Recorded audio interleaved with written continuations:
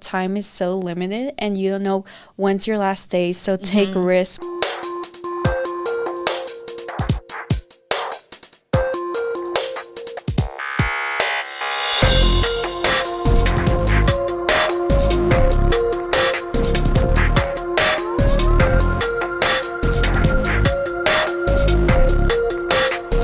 Hi everyone, welcome to the Global One Voice Empowerment Network. My name is Nicole Camacho. I'm your co-host for the new podcast, and welcome to the second episode of this podcast. I'm here with Rebecca Ursule.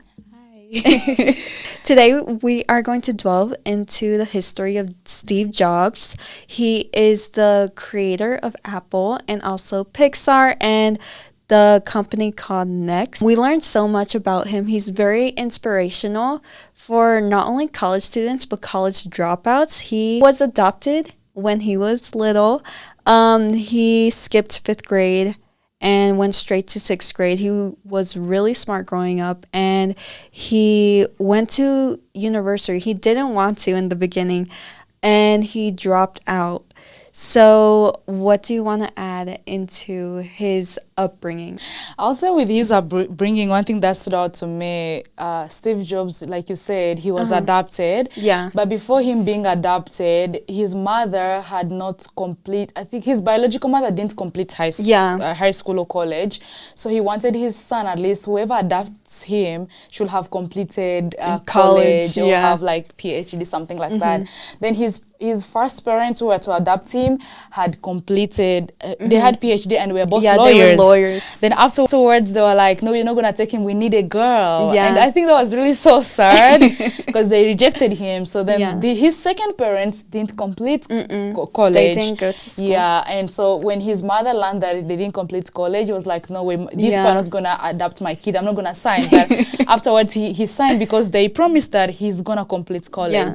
But afterwards, Steve Jobs started going to school, like you said. And when he was at college, he did go to college, but he didn't complete. He didn't finish. Then he had to drop out.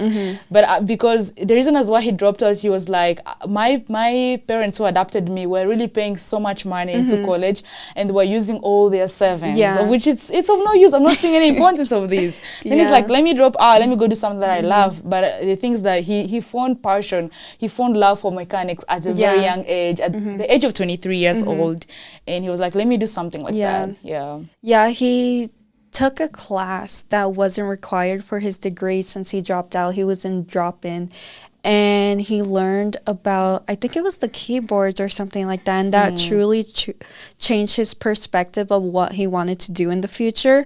He then, after, created Blue Boxes, which was kind of the start of Apple, and that made $6,000, I believe, and that was kind of the start of his career and what he wanted to do. To dive deep, like on what like I learned from his biography, because he's late. So what I learned, like from reading, researching, and then reading so many of his speeches and his commencement speech as well. One thing he talked about was like trust the dots, like trust the process and trust your intuition, which it is true. But for us, for Christians, you'd call that the Holy Spirit, and for others, you'd be like, trust your guards. He was like, trust your guards and trust the dots. And one thing he said, you can't connect the dots looking forward. You can only connect them looking backward. Trust the dots will eventually like make sense, like in the process. One thing I take out from that quote is like trust the process, but also look at your past, look at your future. This is somebody who came from such a background. I think looking back was like, I gotta work so hard. I gotta make my parents proud. My parents were trying to put in all their savings and trying to ensure that I go to school and study. Let me make sure that I do something that will make them proud. And my parents also gave me up for adoption as well. But it's like he was looking backward. Most of them, like the young people, like don't care about your past, don't care about the history, but the history is always important because it will help you learn and adapt and also become more resilient. In his commencement speech, he said a quote that really stood out to me at the end of his speech, which was stay hungry and stay foolish, which connects with what you just said right now. I think it's a great quote. Also, like for the parts of like staying hungry and staying foolish, it's just like being so curious, Yeah. like Stay hungry. yeah, be open to new ideas Yeah. and willing to take, and also always be willing to take those risks, but Mm-hmm. stay foolish, as if like nobody's even caring about what you're doing, as if you're foolish, like nobody like is gonna pay so much attention, because some of the time like we want to stay angry, we want to stay curious, we want to do all this stuff, and then we want attention from the people. Of course they're gonna discourage us from doing what we are passionate about, but like stay angry, stay curious, but be foolish, like act like Yeah. as if nobody cares about you. Yeah, Yeah, I like that one yeah. too. You were going into a spiritual from Steve Jobs. He went to India for 7 months for his Yeah. spiritual journey, and that's amazing because I never hear anyone do that, taking so much time off for anything spiritual. So how do you feel I think about when it that? comes to the spiritual part, it's really very important. Most people will do that, but they don't really talk about their spiritual world. Because Yeah. one thing that I learned, like as a young person, is that in this world, we are all like the spiritual world and the physical world is connected. Yeah. And everything that happens from the physical world always happen first in the spiritual world. There will always be prophecies, there will always be people saying about something is coming in this and this time, but people don't pay attention to it. Mostly the young people, they'll be like, oh no, that's just fake. It's just your mind, it's just your illusion. Yeah. But like him seeking out that spiritual guidance for 7 months was something very important, because you never know, maybe it's opened him up for something. It's opened him up for opportunities. So it's important. If you can, like, it's good to seek for spiritual guidance. Yeah. Yeah, that's what I liked about him, because I don't really hear people or even celebrities go into a spiritual journey. So him taking the time to do that before his career started, I think that was amazing. And I think that actually helped him get to where he wanted to be. Yeah. The other thing that I learned from him, also from what like I was reading, there was this person who was saying that don't let others detect your vision, because you own it. Sometimes nobody will see what vision you have. Nobody will know what ideas you have. You may tell them their ideas, but they may not see the outcome. For you to do something great, nobody has to see what's the outcome in 10 years, 15 years. You should trust your gut. You should you should trust that vision. You should trust that purpose, and it will bring in those outcomes. And that's why most people will start something and they'll fail, because nobody is seeing that. Most people always relate to something that has already happened. If it had like experiences, like if you're talking about something like science or biology or your stomach or something like that, many people will always relate to it because it had already happened. Yeah. But if it's something new, like something that nobody has ever heard about, most people will be like, no way, you can't do that. How can you achieve it? But like, trust that God, trust that belief. If you thought of such an idea, that means it's possible. You don't have to like lose hope. Like you said before, he got fired by his own company. And with that downfall, he created 2 new companies, which are very successful now with Pixar. Pixar is huge, and I'm such a Disney fan. So I didn't even know he created Pixar until now, and he was one of the producers for Toy Story, which is the #1 Pixar movie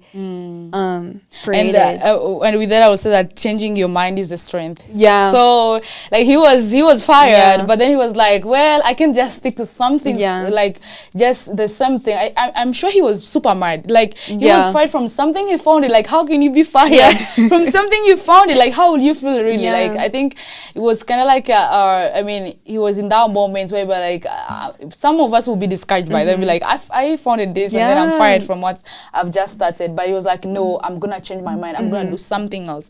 I'm gonna do something important with what I had. Like I said earlier when we were talking about the rich dad, poor dad, whereby your mind is your asset. Yeah. He had his mind. Nobody had took that mind from him, so he was like, I'm gonna start something. And that whatever he started, the Pixar animation studio, it's kind of like impacting, and it's something that's making so many young people so happy at the moment. And I think it's so crazy that he got fired. I still can't comprehend that, because the person he hired was like one of his good friends, and he's the one that fired him.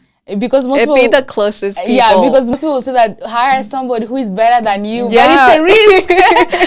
That's why, like, there are so many countries where, but they don't hire somebody who is better than them, because Yeah. if I hire somebody who is better than me, they're gonna fire Yeah. me. I think it's really a good thing to hire somebody who is better, and I've been hearing this over and over on the internet. Yeah. Everybody's talking about it. They're like, hire somebody who is better than you, you're gonna succeed.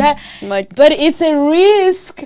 But like, okay, you gotta hire them, but you gotta be smart as well, because if you don't, then you're putting yourself in a loophole that you can't even manage to remove yourself like from. Poor Dad and Rich Dad. Pick your friends wisely, because you never know. Yeah. But I'm glad they hired him back. Yeah.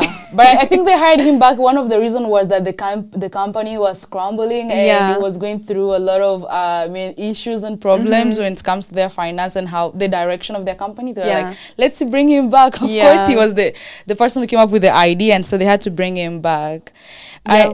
And also there's the other thing that people like kept on saying, that is like, be willing to lose people. I think it's also very important. And on Steve's career, I was watching one of the video whereby somebody was talking about the dark side of Stevie's job. And I was like, okay, let me listen to this. Yes. So this person was talking about how he fired people, how he was really a very tough leader. But I was like, for him to come up with something like that, he had to be tough, he had to be strong, he had to be surrounded by smart people, and lose, even if they are his friends, but he had to lose all those people in order for the company to move forward. So you gotta lose some people along the way. I know it's hard, but you gotta lose some people along the way in order for you to create something that is really huge and successful at some points in life. Well, I was kind of confused on his love life, because he met this girl in college, and then they left. And then she went on a spiritual journey and then went back to him. I don't know. It was confusing. I couldn't really understand that part. I think on that part, what I had was that he had this girl, then this girl got pregnant, but then after that, he was like, no, this is not my kid.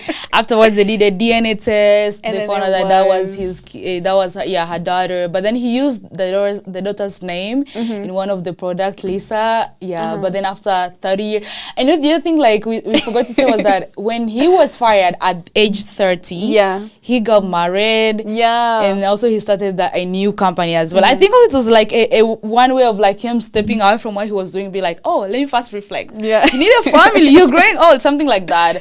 But also, like, it brought some fruits. I know it was hard on his part, but it brought some fruits. It made him to learn and start a new direction. And also, but like with his daughter, I think afterwards he supported his daughter.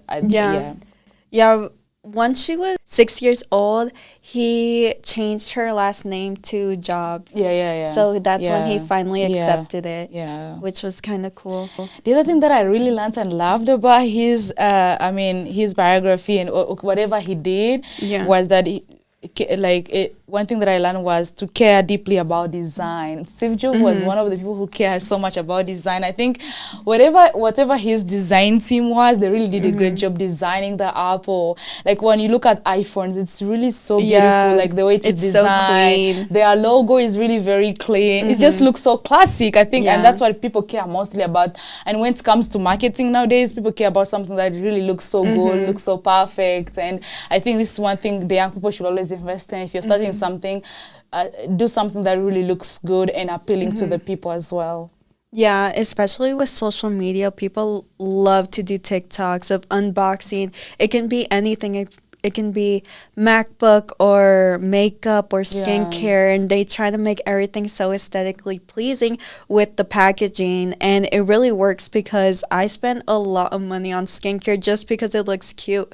So marketing is so important, and Steve Jobs is an expert in marketing. Yeah, he did really a great job. Yeah, him and the whole team, because I know he didn't do it by himself, but him and the whole team, they really did a great job. And I was thinking about our logo. I was like, well, we need to redesign our logo. Something simple, but once you look at it, you're just like, oh, that's Apple. So organized. And the other thing, the last thing that I learned from his book, and I'll keep on learning more, but one thing is that marketing is a storytelling, which Yeah. was really appealing to me, because I know most of the time when Steve Jobs had conversations with people, he usually like will inspire people to believe what he's doing. He will give people examples. He will sit down and challenge them, and like they will have a conversation, and also listen to other people's ideas. Also, he'll spend most time like talking, and with storytelling is that, because if you're marketing something, nobody knows about the product, but you gotta make Yeah. somebody to love it. You gotta make somebody to believe that it's gonna work. It's like you're selling your phone. You're gonna make somebody believe that this phone is really gonna help this person in so many and various ways as well. So it's like, oh, marketing is really a storytelling. So we should always invest most of our time learning how to do like storytelling that is appealing to the people. Yeah, marketing is so important in businesses, especially because everyone wants something that looks nice, and I prefer to go with someone whose business looks nice than someone who's all disgusting, gross, trash. So yeah, and I love how he talks about more about his personal life a lot. He talks about how he had cancer in his pancreas, I think it's called. Yeah, But pancreatic it was cancer. curable, and he got surgery on it. And he talks about how time is so limited and you don't know when's your last day. So take risks, because you never know when's the last day, and you don't want to die in regret. Yeah, and for that, like I'll say to all the young people are like listening to us, I'll say that like taking those risks are very important. Like how Steve Jobs said, it's true that like you don't know when you're gonna die, and this like the time is really limited. So take risks that are helpful. Take risks that are really calculated, but risks that are worth it, and then risks that can like I mean to change the world, to make the world a better place. Those are good risks, not risks that can like just put walk your on life. a freeway. Yeah, like and you're like, I'm trying it out. Like I was talking to somebody, and he was like, he was driving riding a motorcycle, and it was like I was trying it out, but when I did try it for the first 6 months, I think people wanted to kill me, because you know how you when you're riding it, you can easily die. And it's like I was just trying, because I was really young. I was 20 years old, but now I'm in my 70s. I can't do this anymore. But still, take risks that are really like calculatable, risks that are reasonable, but risks that can also like help others as well. Yeah. Okay, well, thank you everyone who listened to episode 2 of Steve Jobs and his whole life story and what he's continuing to do in his marketing genius. Thank you for listening or watching to Global One Voice Empowerment Network. We'll see you next week on the next episode. Thank you.